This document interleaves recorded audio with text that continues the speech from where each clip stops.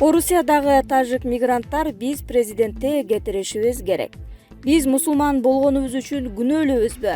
Коңшу өлкөлөр менен ынтымак жок, алар менен дос боло албасак, сакал коюп жүрө албасак, мечитте же үйдө намаз окуй албасак, мигрант болуп жүрүп ата-энебиздин жанына бара албасак, барсаң эле армияга алып кетет. Кыскасы, азыр алмурут гүлдөп турган мезгил. Чек аралар жабык. Мөмө жемишти кимге сатабыз? Өзбекстан албайт.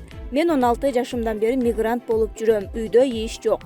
Ата-эне мээримин көрбөдүк. Качанкага чейин ушинтип жүрө беребиз? Биз президентте кетиришибиз керек деп күйүп бышып жатышат. Булак Арба, Чекит Кейже. Сама Сатыбалдиева. Россия Кыргызстанды колдоо үчүн ар кандай чараларды көрөт. 2005 жылдан бери Россия Кыргыз Республикасына 700 миллион доллардан ашуун карызын кечкен.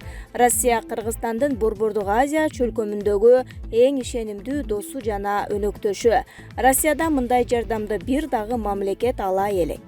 2019 жылы Россия өлкөнүн мамлекеттик бюджетин колдоо үчүн акысыз каржылык жардам катары 30 миллион доллар берди. Ал каражат пенсияга, бюджеттик кызматкерлердин, дарыгерлердин, укук коргоо органдарынын кызматкерлеринин айлык акыларына төлөөгө кетти. 2020 жылы Россия коронавирус инфекциясынын лабораториялык диагностикасы боюнча 250 миң изилдөө жүргүзүү үчүн ПЦР тест системасын тапшырды. Оорукана комплектилерин модернизациялоого 2,2 миллион доллар бөлдү. Ошондой эле 51 жогорку квалификациялуу медицина кызматкерлерин республикага жиберишти. Жыл аягында Россия бюджеттик кызматкерлердин эмгек акысы аз камсыз болгон үй бүлөлөргө пенсия жана жөлөк пулдар жагынан, ошондой эле саламаттыкты сактоо тутумун каржылоо жагынан Кыргыз бюджетиндеги каржылоо ажырымды жабуу үчүн дагы 20 миллион доллар бөлдү. 2021 жылы Россия Кыргыз Республикасына 500 миң доза коронавирус вакциналарын белек кылган. COVID-19 жана ИФА тесттерин изилдөө үчүн, ошондой эле мобилдик автономдуу лабораторияда 100 миң ПКР тест системасы.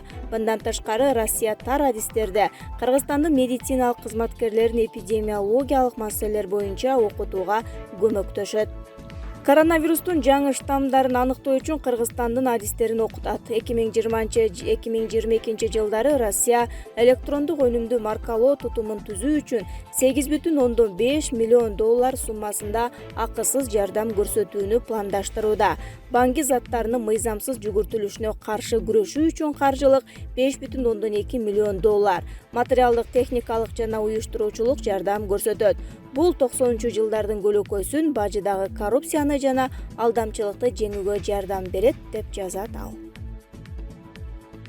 Токтогул суу сактагычы суунун агып кирүүсү 5 эсе көбөйдү. Токтогул суу сактагычындагы суунун көлөмү 9,3 миллиард куб метрге чейин өстү. Токтогул суу сактагычындагы суунун көлөмү 2021 жылдын 10 майына карата 9 миллиард 295 миллион куб метрди түздү. Бул тууралуу электр станциялары ишканасынын басма сөз кызматы кабарлады. Суунун агып кириши секундасына 1336 куб метр, агымы 250 куб метрди түзүүдө. 2020 жылдын 10 майына карата суу сактагычтагы суунун көлөмү 11 миллиард 947 миллион куб метрди түзгөн. Улукбек Марипов өзүнө жаңы кеңешчи дайындады. Чолпонбек Абыкеев Кыргыз Республикасы министрлер кабинетинин төрагасы Улукбек Мариповдун кеңешчиси болуп дайындалды. Министрлер кабинетинин басма сөз кызматынан кабарлашкандай, тийиштүү буйрукка Улукбек Марипов кол койгон. Садыр Жапаров Владимир Путин менен телефон аркылуу сүйлөштү. 10 майда Россия тараптын демилгеси менен Кыргыз Республикасынын президенти Садыр Жапаров жана Россия Федерациясынын президенти Владимир Путин телефон аркылуу сүйлөштү. Мамлекет башчылары улуу атамекендик согуштагы жеңиштин 76 жылдыгы менен бири-бирин куттукташты. Россия президенти ошондой эле Кыргызстан элин Кыргыз Республикасынын жаңы конституциясынын кабыл алынышы жана күчүнө кириши менен куттуктады. Ошондой эле мамлекеттик чек аранын кыргыз-тажик тилкесинде жакында болуп өткөн жаңжалга байланыштуу кырдаал талкууланды. Владимир Путин Россия Федерациясынын Кыргыз Республикасына чек ара жаңжалынын кесепеттерин жоюу үчүн зарыл болгон гуманитардык жардам берүүгө даяр экенин билдирди. Сүйлөшүүлөрдүн жыйынтыгында тараптар ушул жылдын май айынын аягында президент Садыр Жапаровдун Москвага ис сапарын макулдашты.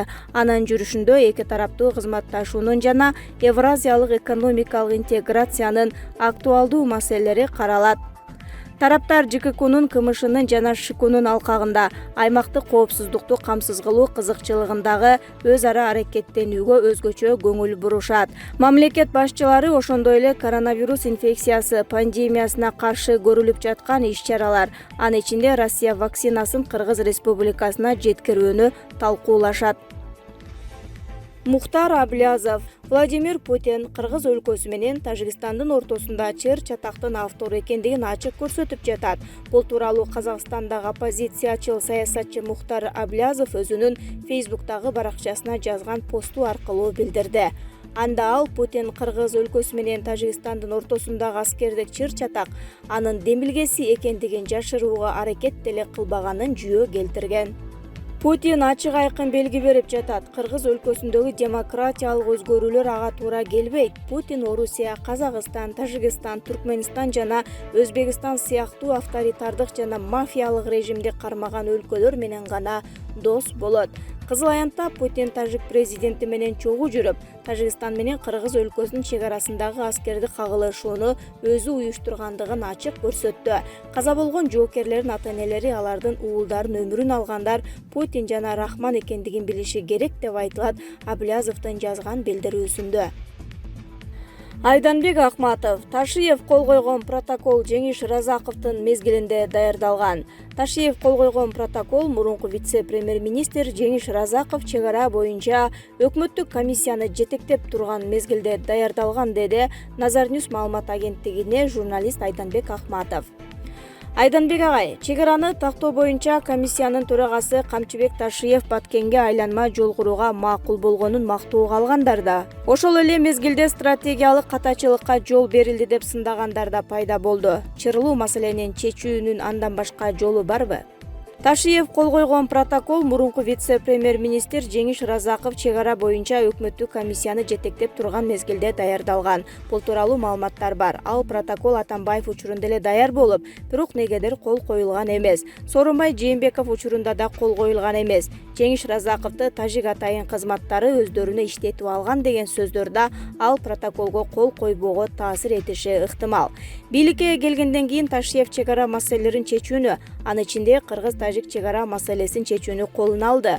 Ошол миссиясын аткарууда адегенде тажик тарапты омуроолоп, барухту чырмап салам, минтип салам, тигинтип салам деп Кыргызстандагы коррупцияга шектелгендерди коркуткандай тажик тарапка мамиле жасады. Мындай мамиле 2 күндүк оор согушка алып келди. Чоң жоготуулар болду. Соңунда Ташиев мына ошо Разаковдун протоколуна кайтып келүүгө аргасыз болду. Бул протоколдун коркунучтуу же опурталдуу жагы биз Лейлек сүлүктүү тарапты анклав кылганга, тажик тараптын Варух кожалык коридорун алуусуна мүмкүнчүлүк берип жатканында.